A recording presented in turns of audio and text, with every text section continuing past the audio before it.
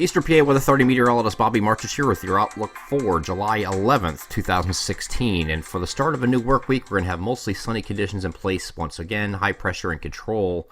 Now, we are going to have less in the way of cloud cover compared to Sunday. We're also going to have less in the way of wind because we have high pressure sitting right over top of us with sinking air and dry air. We should have less of those big puffy clouds to deal with today. So more sunshine, less clouds, and also not the gusty winds we had at times yesterday. We'll have winds that will generally be out of the north, generally under 5 miles per hour, but we'll allow for a 4 to 8 mile per hour range today for winds. So very nice day to be outside, play hooky, whatever you want to do.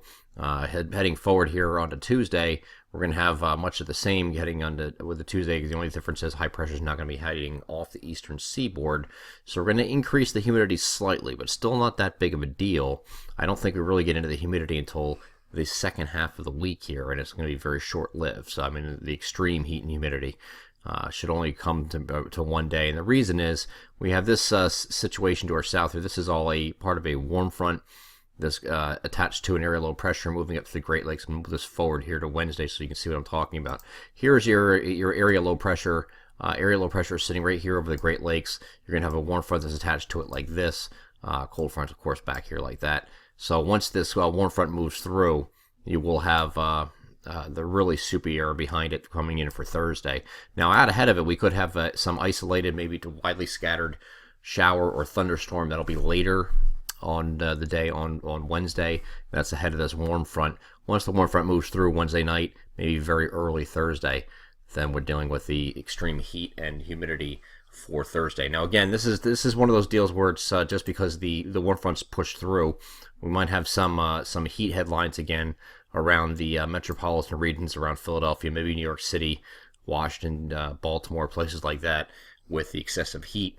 When you combine the excessive heat and humidity, kind of like what it was last week, maybe the end of the week, probably it's going to feel like one of those days where we had these are the projected high temperatures, low to mid 90s pretty much everywhere across the coverage area, the usual spots. So I don't expect this to be completely brutal for a very long time. But this is a look at what Thursday is looking at right now. And then once this system moves through, the warm front, we then have a cold front right on its heels for later on Thursday. That's going to actually, the cold front itself is actually going to move through on Friday, but it's a very weak front.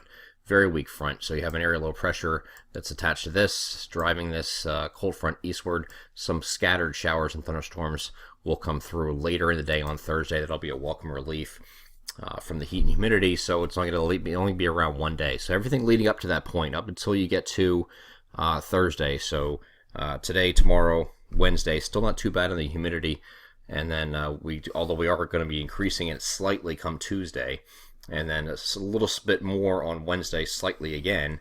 By the time we get to Thursday, that's when I think your heat humidity day is at its worst. And then once the front goes through, it's not going to do much for the temperatures. Temperatures will still be hanging around 90 degrees, slightly above normal, but we will lower the humidity again. So I don't think you're going to be as humid once this cold front goes through. So the cold front will have some beneficial factors. Here's a look at later Friday. Again, nothing going on, but the cold front will now situate to our south. So this frontal boundary will be sitting down here like this. There's a question on whether or not it'll creep back north and come back through as a warm front on Saturday night or not. We'll have to wait and see how the guidance settles on that on that argument right now. Right, could just be something that stays to our south and keeps us kind of like on the cooler side for the latter part of the weekend. But it does look like this is a mainly dry thing right now. The next weekend is pretty dry. So if this warm front moves back north on Saturday night, it'll make it hot and more humid on Sunday, but it also introduces the possibility for showers and thunderstorms along that front. So we'll have to wait to see how that transpires. The guidance is still kind of back and forth on that. So right now we're just going to allow for the possibility for just the isolated showers and thunderstorms. That would be later on Wednesday. That's right here. Very isolated later in the day on Wednesday, and then again the next chance would be on Thursday. This would be later in the day on Thursday with scattered showers and thunderstorms ahead of the actual cold front. But even this doesn't look like it's a big deal at the moment.